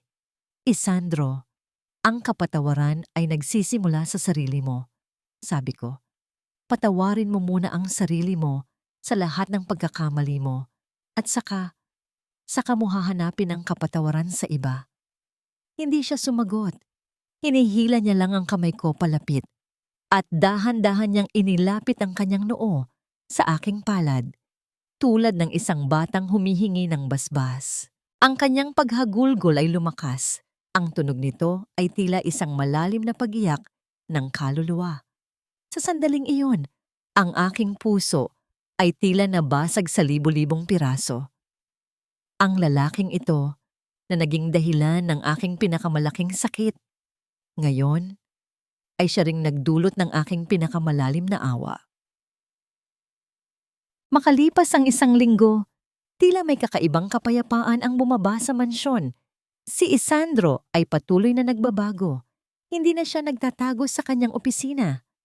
Araw-araw, nakikita ko siyang kasama si Elian, naglalaro, nagbabasa ng libro, at pinapatawa ang bata. Ang kanyang presensya ay parang mainit na sinag ng araw na dahan-dahang nagpapainit sa malamig na bahay. Hindi pa rin kami nagkakausap ni Isandro tungkol sa nakaraan. Ang aming relasyon ay nananatili sa pagitan ng profesional at hindi ko alam kung ano. Pero ang mga tinginan namin ay mas matagal na at ang bawat pagkakamali niya ay sinasalubong ko na ng mahinang ngiti imbes na malamig na pagtanggi. Nanay, sasama ba si Kuya Junjun sa atin bukas sa parke? Tanong ni Elian habang nagdodrawing kami sa kanyang kwarto. Oo naman anak, sagot ko. Sabay haplos sa buhok niya. Si Papa Isandro rin ang magdadala sa atin doon. Ito na ang bagong routine namin. Magkasama kaming apat. Ako, si Isandro, si Elian at si Junjun na gumagala, naglalaro at unti-unting bumubuo ng isang pamilya na hindi inaasahan. Ang mga bata ay naging tulay namin. Kinabukasan, habang naghahanda kami papunta sa parke, biglang nag-vibrate ang cellphone ko. Hindi pamilyar ang numero. Nang sagutin ko ito, isang garalgal na boses ang narinig ko. Kung gusto mo pang makita ang mga anak mo ng buhay, pumunta ka sa lumang bodega sa Pantalan. Ngayon na. Mag-isa ka. Kung hindi niya na kailangan tapusin ang pangungusap. Naramdaman ko ang paglamig ng aking dugo. Junjun, Elian, tawag ko, at mabilis akong tumakbo sa sala. Wala sila. Ang pintuan ay nakabukas ng bahagya. Anong nangyari? Tanong ni Isandro, nakakarating lang mula sa kusina. Kinuha sila. Bulong ko. Ang aking boses ay nanginginig. Kinuha sila ni Veronica. Nasa lumang bodega sa Pantalan. Kailangan kong pumunta doon. Akmang susugod ako sa pintuan, pero hinawakan niya ang braso ko. Hindi ka mag-isa, Fina. Hindi na. Hindi ko hahayaang mapahamak ka ulit. Sasama ako. Pero delikado? Mas delikado kung iiwan kitang mag-isa. Putol niya. Ang kanyang mga mata ay puno ng determinasyon. Protektahan ko kayo. Sa pagkakataong ito, hindi ko nahahayaang may mangyari sa inyo. Sumakay kami sa kotse ni Isandro. Mabilis siyang nagmaneho patungo sa lumang Pantalan. Ang bawat segundo ay parang isang oras. Ang aking puso ay lumalabas sa aking dibdib. Nang makarating kami sa bodega, may nakita kaming lumang van. Binuksan ni Isandro ang compartment ng kotse at kumuha ng baril. Nagulat ako. Para saan yan? Tanong ko. Proteksyon. Matigas na sagot niya. Huwag kang bumaba hanggat hindi ko sinasabi. Pero hindi ko siya pinakinggan. Pagkakita ko sa bukas na pinto ng bodega, agad akong lumabas. Ang amoy ng alikabok, luma, at kalawang ay bumalot sa akin. Sa loob, nakita ko sila. Nakaupo sina Junjun at Elian sa sahig, nakatali ang mga kamay at nakatakip ang mga bibig. Si Veronica at Lauro ay nakatayo sa harap nila. May hawak na baril si Lauro. Ayan, dumating na rin ang bida. Ngisi ni Veronica, ang kanyang mga mata ay puno ng kabaliwan. Akala mo siguro makakalusot ka na. Akala mo, matatalo mo ako? Bitawan niyo ang mga bata. Sigaw ko, akmang susugod. Subukan mo, banta ni Lauro at itinutok ang baril sa ulo ni Junjun. Napatigil ako. Ang takot ay humawak sa aking lalamunan. Nasaan ang pera, Pina? Tanong ni Veronica. Alam kong mayaman ka na ngayon. Ibuhos mo ang lahat ng kita mo para sa dalawang batang yan. Wala akong dalang pera, sagot ko. At hindi ko ibibigay ang lahat ng pinaghirapan ko sa inyo. Sa sandaling iyon, pumasok si Isandro. Bitawan niyo sila. Utos ni Isandro. Ang baril niya ay nakatutok kay Lauro. Nagulat si Lauro at Veronica. Isandro, anong ginagawa mo dito? Papatayin mo ba ang kapatid mo? Wala akong kapatid na kidnapper. Matigas na sagot ni Isandro. Ibababa mo ang baril na yan, Lauro, at pakawalan niyo ang mga bata. Hindi pwede, sigaw ni Veronica. Kuya, pag ginawa mo yan, wala na tayong pera. Ito na ang huling pagkakataon natin. Hindi niyo sila kailanman nagawang mahalin, kaya hindi niyo sila maintindihan, sabi ni Isandro. Ang kanyang boses ay puno ng pighati. Ang mga batang yan, higit pa sa pera, sila ang buhay ko. Nagpapalitan sila ng titig. Ang tensyon ay bumigat sa hangin. Narinig ko ang mahinang iyak ni Elian. Ano na ngayon, Lauro? Tanong ni Veronica. Papatayin mo ba sila? O hahayaan mong mawalan tayo ng lahat? Nag-isip si Lauro. Ang kanyang mga mata ay naglalaro sa pagitan ni Isandro at ng mga bata. Sa isang iglap, tila may desisyon siyang ginawa. Itinutok niya ang baril kay Isandro. Huling pagkakataon na, "To Isandro, ibigay mo ang lahat ng pera mo o papatayin ko kayo." "Hindi ko gagawin yon," sagot ni Isandro. "At hindi ka kailanman mananalo." Sa sandaling iyon, parang may kung anong nagsabi sa akin. Alam kong kailangan kong gawin ang isang bagay. Kailangan kong gamitin ang tanging sandata ko. "Veronica," tawag ko. Ang boses ko ay kalmado, ngunit puno ng lamig. "Alam ko kung bakit ka nagkakaganyan. Dahil hanggang ngayon, pakiramdam mo ay anino ka pa rin ng kapatid mo. Hindi ka minahal ng tatay mo gaya ng pagmamahal niya kay Isandro. Dahil ang lahat ng atensyon niya, lahat ng papuri, sa kanya napunta. At galit ka dahil doon, hindi ba? Galit ka dahil hindi ka nakita. Galit ka dahil pakiramdam mo wala kang halaga." Natigilan si Veronica. Ang kanyang mga mata ay lumaki sa gulat. "Paano mo nalaman?" "Dahil ganun din ang naramdaman ko noon," sabi ko. Hinahayaan ang aking boses na maging malambot, tila isang lulling song. Pakiramdam ko, wala akong halaga. Pakiramdam ko, pera lang ang tingin nila sa akin. Pero mali ako, Veronica. May halaga tayo. Hindi sa kung gaano karaming pera ang meron tayo, kundi sa kung gaano tayo kayang magmahal. Nagsimulang manginig si Veronica. Ang kanyang mga mata ay blanko, tila bumalik sa kanyang nakaraan. Nagsimula siyang umiyak, mahina lang, pero narinig ko. "Veronica, huwag kang makinig sa kanya," sigaw ni Lauro, akmang hahawakan ng kapatid, pero huli na. Ang psyche ni Veronica ay tila nabasag. Sa isang iglap, bumaba ang baril ni Lauro. Hindi dahil sa akin, kundi dahil kay Elian. Nang makita niyang itututok ni Lauro ang baril kay Isandro, pinihit ni Elian ang gulong ng kanyang wheelchair. Buong lakas na sumugod patungo kay Lauro at hinagisan ng isang bato ang braso nito. Sumablay ang putok ng baril. Ang baril ay bumagsak sa sahig. "Elian!" sigaw ni Isandro at mabilis na lumapit sa anak. Nang makita ni Lauro na bumagsak ang baril, sinunggaban niya si Isandro. Nagsimula silang maglaban. Nagsisigaw si Veronica. Tulala pa rin. Tumakbo ako para kalagan ang tali nina Junjun at Elian. "Mama!" sigaw ni Junjun. "Nanay!" sigaw ni Elian. Sa gitna ng kaguluhan, narinig ko ang tunog ng sirena ng pulis. Palapit na sila. Nang makita ni Lauro ang pulis, nagpanik siya. Sinipa niya si Isandro at akmang susugod sa akin. Pero huli na. Napigilan na siya ng mga pulis. Ngunit bago pa man siya tuluyang mahuli, nakita kong may kinuha si Veronica sa kanyang bag. Isang matalim na kutsilyo. Ang kanyang mga mata ay puno ng kabaliwan. "Papatayin kita, Fina! Ikaw ang dahilan ng lahat!" sigaw niya at sumugod sa akin. Naramdaman ko ang paglamig ng aking dugo. Handa na akong salubungin ng kutsilyo. Pero isang mainit na katawan ang humarang sa akin. Isang malalim na tunog ng pagdaing ang narinig ko.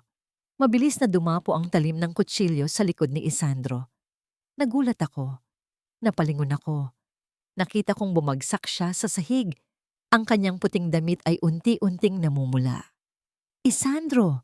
Sigaw ko. Hinarang na ng mga pulis si Veronica. Pero huli na. Nakahiga si Isandro sa sahig. Ang kanyang mga mata ay nakatingin sa akin, puno ng pagmamahal at sakit. "Ligtas kayo!" Pina, ang kanyang bulong bago pumikit ang kanyang mga mata. Ang tunog ng sirena ng ambulansya ay tila isang malakas na iyak sa dilim ng gabi. Ang amoy ng dugo ay bumabalot sa aking ilong at ang pulang likido ay kumalat sa aking mga kamay habang pilit kong dinidiinan ang sugat ni Isandro. Ang lahat ay tila bumagal. Ang paghinga ko ay nahirapan. "Isandro, gumising ka! Huwag mo akong iwan!" Sigaw ko. Ang boses ko ay basag, puno ng takot. Nakita ko ang mga mata ni Elian at Junjun. Puno sila ng takot at pagkalito. Niyakap ko sila ng mahigpit habang ang mga pulis ay inaaresto na si Veronica at Lauro. "Bitawan niyo ako, mga salbahe! Kayong lahat! Papatayin ko kayo!" Sigaw ni Veronica. Ang kanyang boses ay puno ng kabaliwan habang pilit siyang pumipiglas sa mga pulis. Ngunit hindi ko na sila pinansin. Ang lahat ng atensyon ko ay nakatuon kay Isandro. Mabilis siyang isinakay sa ambulansya. Sumama ako sa kanya habang sina Junjun at Elian ay sumunod sa isa pang pulis na nagmaneho ng kotse. Sa ospital, matagal kaming naghintay sa labas ng operating room. Ang mga minuto ay parang mga oras. Bawat tunog ng pinto na bumubukas, lilingon ako. Umaasa na lalabas ang doktor at magandang balita ang sasabihin. Nakaupo ako sa isang sulok. Ang aking damit ay puno ng dugo ni Isandro. Ang aking mga kamay ay nanginginig pa rin. Si Elian at Junjun ay mahimbing nang natutulog sa waiting area, mahigpit na magkayakap. Hindi ko sila magising. Hayaan ko muna silang makalimot sa bangungot na pinagdaanan nila. Naramdaman ko ang lamig ng hangin, pero mas malamig pa doon ang takot na unti-unting gumagapang sa aking puso. Paano kung mawala siya? Ang tanong na yon ay tila isang matalim na kutsilyo na humihiwa sa aking dibdib. Ang lalaking ito, na minsan ay aking kinamuhian, ngayon ay handa nang ialay ang kanyang buhay para sa akin at sa mga bata. Ang kanyang pagkakamali ay napakalaki. Oo, ngunit ang pagmamahal niya ay totoo. Naalala ko ang kanyang mukha nang lumuhod siya sa ulan. Naalala ko ang kanyang paghagulgol. Naalala ko ang kanyang mga kamay na nanginginig nang hawakan niya ako. Ang bawat alaala ay nagpapatingkad sa kanyang kabutihan. Hindi ko pala siya kailanman kinamuhian. Galit ako sa kanyang pagiging duwag. Galit ako sa kanyang pagkabulag. Pero ang puso ko ay nanatiling tapat sa kanya. Nariyan siya, nagtatago sa ilalim ng lahat ng sakit at sama ng loob. Ilang oras ang lumipas. Sa wakas, bumukas ang pinto ng operating room. Lumabas ang doktor. Ang kanyang surgical mask ay nakababa. "Doc, kamusta po ang kalagayan niya?" Agad na tanong ko. Tumayo ako at halos madapa sa pagmamadali. Ngumiti ang doktor. "Stable na siya, Miss Lorente. Successful ang operasyon, pero kailangan niya ng mahabang pahinga. Salamat sa Diyos. Mabilis niyo siyang nadala dito." Naramdaman ko ang pagluwag ng isang mabigat na tinik sa aking lalamunan. Napahawak ako sa dingding at napaupo ulit sa sahig. Ang aking buong katawan ay tila nawalan ng lakas. Ang pagod ay biglang dumating. "Salamat po, Doc." "Maraming salamat po." Bulong ko. Ang luha ay umagos na sa aking mga mata. Hindi na luha ng takot, kundi luha ng pasasalamat. Kinagabihan, habang binabantayan ko si Isandro sa kanyang private room, pumasok ang mga pulis. May dala silang folder. "Miss Lorente, nandito po kami para mag-update sa inyo tungkol sa kaso," sabi ng isang pulis. "Kamusta po si Veronica at Lauro?" Tanong ko. Ang aking boses ay kalmado na. Nakasuhan na po sila ng attempted murder, kidnapping at embezzlement. Sagot ng pulis. Mayroon din kaming nakuhang mga ebidensya mula sa mansyon ninyo, Miss Lorente, na nagpapatunay na matagal na nilang nilalason si Elian at ninanakaw ang mga ari-arian ng Balejos Corporation. Ang footage mula sa lumang laptop ni Mr. Lauro ay naging sapat na ebidensya. Si Manang Fe ay nagbigay na rin ng kanyang buong pahayag. Ang kaso ay malakas. Mukhang matagal silang makukulong. Tumingin ako kay Isandro na mahimbing na natutulog. Ang kanyang mukha ay payapa. Tila nabunutan ng tinik. Hindi na siya duwag. Ipinagtanggol niya ang anak niya. Ipinagtanggol niya kami. Salamat po, sabi ko sa pulis. Salamat sa pagtulong. Nang umalis ang mga pulis, lumapit ako sa kama ni Isandro. Hinawakan ko ang kanyang kamay. Mainit ito at ang kanyang pulso ay matatag. Isandro, bulong ko. Ang utang mo, bayad ka na. Higit pa sa bayad. Naramdaman ko ang paggalaw ng kanyang mga daliri. Dahan-dahan niyang binuksan ang kanyang mga mata. Pula pa ang mga ito, pero may kislap na ng buhay. Ang kanyang boses ay mahina, parang bulong ng hangin. Mga bata, kamusta sila? Ngumiti ako. Ang aking mga luha ay muling umagos. Ligtas na sila, Isandro. Ligtas na tayong lahat. Buti na lang. Isang mahinang buntong hininga ang lumabas sa kanyang mga labi. Hinawakan niya ang kamay ko ng mahigpit. Ang mga anak ko, ligtas sila. Ang kanyang unang tanong ay tungkol sa mga bata. Hindi sa kanyang sarili, hindi sa pera niya. Sa sandaling iyon, alam kong nagbago na siya. Ang Isandro na nasa harapan ko ngayon ay hindi na ang lalaking kinasusuklaman ko noon. Siya ay isang ama na handang isakripisyo ang lahat para sa kanyang pamilya. Makalipas ang isang buwan, nakauwi na si Isandro mula sa ospital. Mahina pa siya at may pilat sa likod na magpapaalala sa kanya ng kanyang pagkakamali at ng kanyang katapangan. Ang mansyon ay nagkaroon ng bagong buhay. Ang bawat sulok ay puno ng tawa ng mga bata at ang amoy ng sariwang luto ay pumalit sa amoy ng kalungkutan. Nasa sala kami. Naglalaro ng board game. Si Elian ay masigla na ulit at si Junjun ay malapit na rin sa kanya. Si Isandro ay nakaupo sa tabi ko. Pinapanood kaming nagtatawanan. Hindi na siya ang dating malamig na CEO. Siya ay isang ama at isang lalaking nag-aaral magmahal ulit. Fina, tawag niya ng mahina habang nagpapahinga na ang mga bata. May gusto sana akong sabihin sa'yo. Humarap ako sa kanya. Ang aking puso ay bumilis sa pagtibok. Alam kong may mahalaga siyang sasabihin. Gusto kong manatili kayo dito. Ikaw at si Junjun, sabi niya. Ang kanyang boses ay puno ng pag-asa. Na-realize ko na hindi na ito bahay kung wala ka. Ikaw ang nagdala ng buhay dito. Ikaw ang nagbigay ng pamilya kay Elian. At sa akin. Hindi ako agad sumagot. Tumingin ako sa paligid.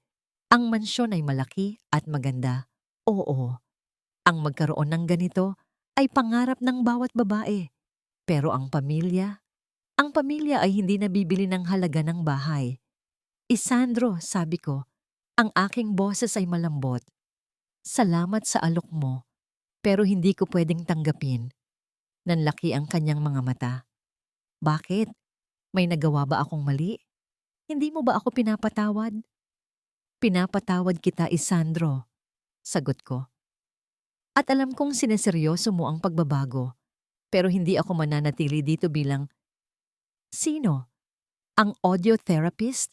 Ang tagapangalaga ni Elian? O ang babaeng awa mo lang at pinatira mo sa mansyon mo? Naiintindihan niya ang aking sinasabi.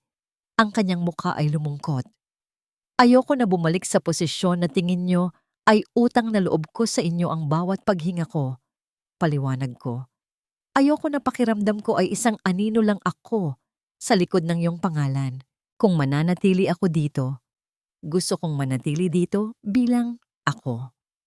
Bilang isang babaeng may sariling pagkakakilanlan, may sariling pangarap, at may sariling pamilya. Huminga siya ng malalim. Alam kong mahirap para sa kanya ang tanggapin ang ganitong klaseng sagot. Ang isang Isandro Vallejos ay hindi sanay na tinatanggihan. Kung ganoon, anong gusto mong gawin ko? Tanong niya.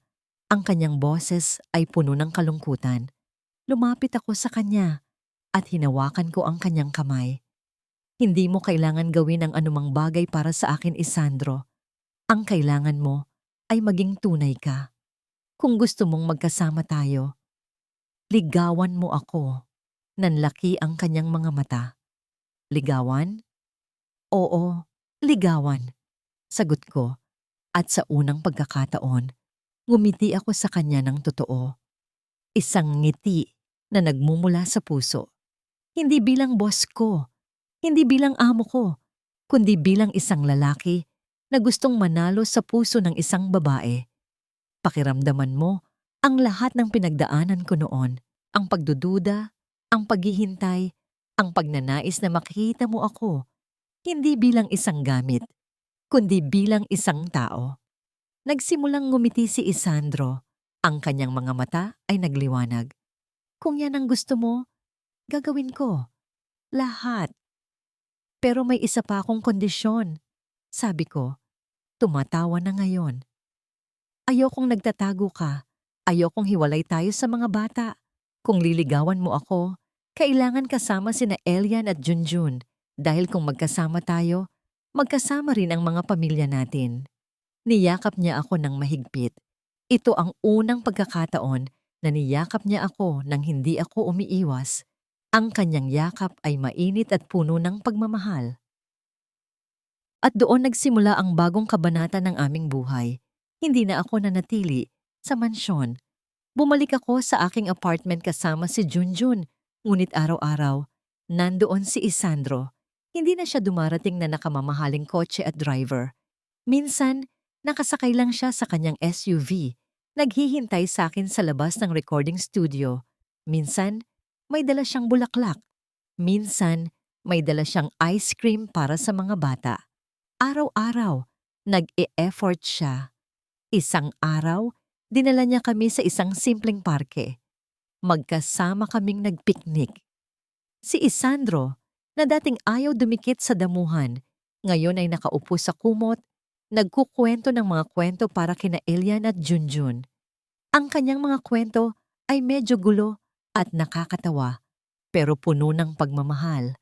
Ang tawanan ng mga bata ay pumuno sa parke. Tiningnan ko si Isandro. Ang kanyang mukha ay payapa at masaya. Ito ang lalaking minahal ko noon, pero ngayon ay mas mahal ko pa. Mahal ko siya hindi dahil sa kanyang pera o sa kanyang pangalan, kundi dahil sa lalaking pinili niyang maging. Sa isang gabi, habang naglalakad kami sa dalampasigan ng Batangas, kung saan minsan ay nagtago ako ng luha, narinig ko ang mahinang tunog ng gitara. Lumiko kami at nakita ko si Elian na may hawak na isang malaking painting. Ito ay larawan namin ni Junjun, magkasama kaming nagbabasa ng libro. At sa background, may isang bahay na puno ng sikat ng araw. Lumuhod si Isandro sa harapan ko. Hawak ang isang singsing na may maliit na diamante.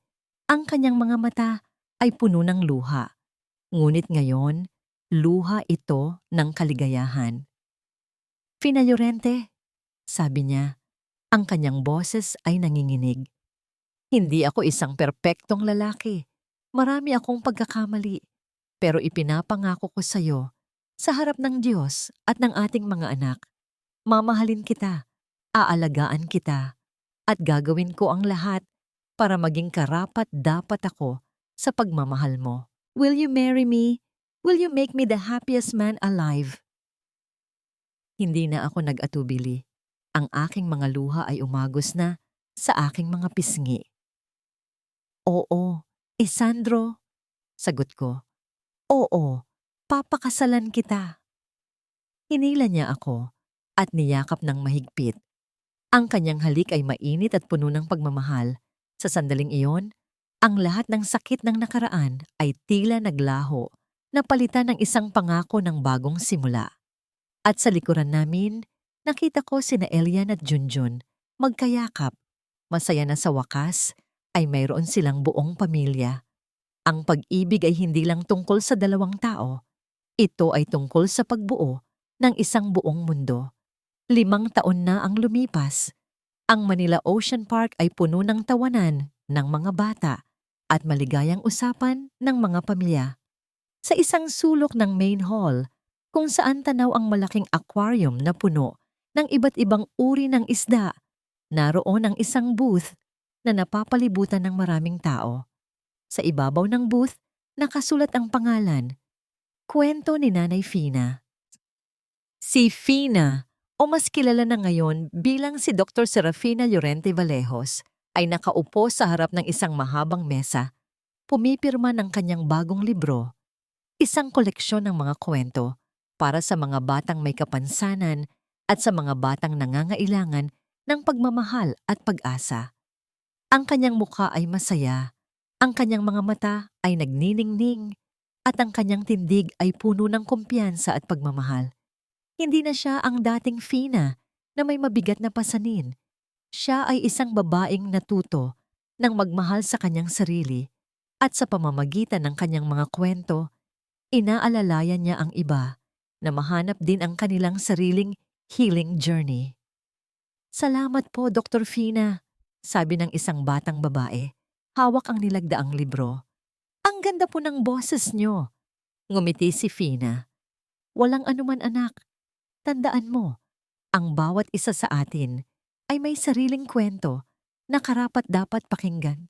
Sa likuran niya, nakatayo si Isandro, mas matangkad, mas guwapo, at ang kanyang mga mata ay puno ng pagmamalaki habang pinapanood ang kanyang asawa. Hindi na siya ang dating malamig na CEO. Siya ay isang asawang mapagmahal, isang ama na aktibo sa buhay ng kanyang mga anak, at isang taong natutong pahalagahan ang mga bagay na hindi nabibili ng pera. Mukhang sikat na sikat ang asawa ko bulong niya sa akin, sabay halik sa aking buhok. Masyado ka namang mapang-asar, sagot ko, sabay palo sa braso niya. Sa gilid niya, nakatayo si Elian. Ngayon ay 16 na taong gulang na. Si Elian ay isang matangkad at guwapong binatilyo. Nakaupo pa rin siya sa kanyang wheelchair, ngunit ang kanyang mga kamay ay puno ng mga kulay. Siya na ngayon ang illustrator ng mga libro ni Nanay Fina. Ang bawat pahina ay pinupuno niya ng mga larawan na galing sa kanyang imahinasyon, na inspirasyon ng mga kwentong isinusulat ko. Papa, Mama, tingnan niyo po yung bagong drawing ko, sabi ni Elian habang ipinapakita ang kanyang sketchpad. Isang larawan ng isang pamilya na magkakasama, nakatingin sa isang nagniningning na bituin. Sa tabi ni Elian, nakatayo si Junjun, ang aking anak. Ngayon ay 10 years old na, matangkad at malusog. Hawak niya ang isang football. Si Junjun ay isang masiglang bata na nangangarap maging isang sikat na football player. Siya ang buhay at enerhiya ng aming pamilya. Ang galing mo talaga, Kuya Elian, sabi ni Junjun. Ikaw rin, Junjun. Balang araw, ikaw ang magdadala ng trophy sa bahay, sagot ni Elian. Ang dalawang bata ay naging magkapatid na hindi sa dugo, kundi sa puso. Ang kanilang pagmamahalan ay isang patunay na ang pamilya ay hindi lang tungkol sa pagkakadugo, kundi sa pagmamahalan at pagtanggap. Si Veronica at Lauro ay nakulong. Ang kanilang mga kaso ay naging malaking balita sa buong bansa, at ang Vallejos Corporation ay nagkaroon ng malalim na sugat. Ngunit sa tulong ni Isandro, nalampasan nila ang krisis. Si Isandro ay nagtatag ng isang foundation na pinangalanan kay Maribel, ang kanyang yumaong asawa. Ang foundation ay tumutulong sa mga batang may kapansanan at sa mga ina na nangangailangan ng tulong pinansyal para sa kanilang mga anak. Ang mansyon ay naging isang tahanan, hindi isang libingan. Isang gabi, habang nakaupo kami sa veranda, tanaw ang nagniningning na mga ilaw ng Batangas, hinawakan ni Isandro ang kamay ko. Salamat, Fina. Bulong niya. Salamat sa pagbigay mo sa akin ng pangalawang pagkakataon. Salamat sa pagturo mo sa akin na magmahal ng totoo. Ngumiti ako. Salamat din sa iyo, Isandro. Salamat sa pagiging matapang. Salamat sa pagbabago. At salamat sa pagiging bahagi ng aking kwento. Tumingin ako sa kalangitan. Ang mga bituin ay nagniningning. Tila binabantayan ang aming pamilya. Ang buhay ay puno ng pagsubok. Puno ng sakit. Ngunit sa bawat pagsubok, meron ding pag-asa. Sa bawat sakit, meron ding paggaling. At sa bawat pagbagsak, mayroon ding pagbangon. Ang pag-ibig ay hindi lang tungkol sa dalawang tao. Ito ay tungkol sa pagbuo ng isang buong mundo. Isang mundo kung saan ang lahat ay may karapatang magmahal, magpatawad at magsimulang muli. Ang aming kwento ay isang patunay na kahit gaano kahirap ang buhay, basta't may pag-asa at pagmamahalan, laging may bagong simula. At sa ilalim ng mga nagniningning na bituin, sa piling ng aming mga anak, hinawakan namin ang bawat isa ng mahigpit at sabay-sabay naming sinilayan ang liwanag ng isang bagong umaga. Ang tinig sa dilim ay naging tinig ng pag-asa. At sa ilalim ng mga nagniningning na bituin, sa piling ng aming mga anak, hinawakan namin ang bawat isa ng mahigpit at sabay-sabay naming sinilayan ang liwanag ng isang bagong umaga. Ang tinig sa dilim ay naging tinig ng pag-asa. Salamat sa inyong walang sawang pagsubaybay sa bawat kabanata ng buhay ni Fina at Isandro, sa kanilang mga luha at mga ngiti, sa kanilang pagbagsak at pagbangon. Hindi madali ang isulat ang kwentong ito. May mga gabing tila hinahagod ng kirot ang aking puso habang isinusulat ko ang bawat paghihirap ni Fina, lalo na sa mga eksenang kung saan siya ay inalipusta at pinagkaitan ng katarungan. Naramdaman ko ang lamig ng ulan, ang hapdi ng bawat sampal, at ang bigat ng isang pusong nagdurusa. Ngunit sa bawat sakit na yon, mayroong ding pag-asa. Dahil ang kwentong ito ay hindi lamang tungkol sa paghihirap.